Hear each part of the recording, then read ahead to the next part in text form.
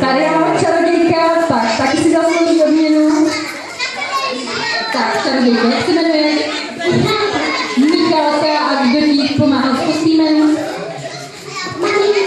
Taky maminka, výborně. Tak, zatleskejte Michalce, čarodějce.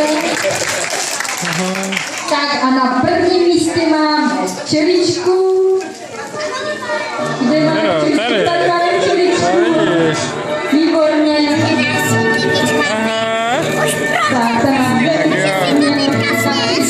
Počkej, podívej, jestli ještě jak to dopadlo. Kristýnka a kdo ti pomáhal s kostýmem? Maminka. Taky maminka, výborně, máte šikovné maminky všichni. Tak a tak můžeš říct, no?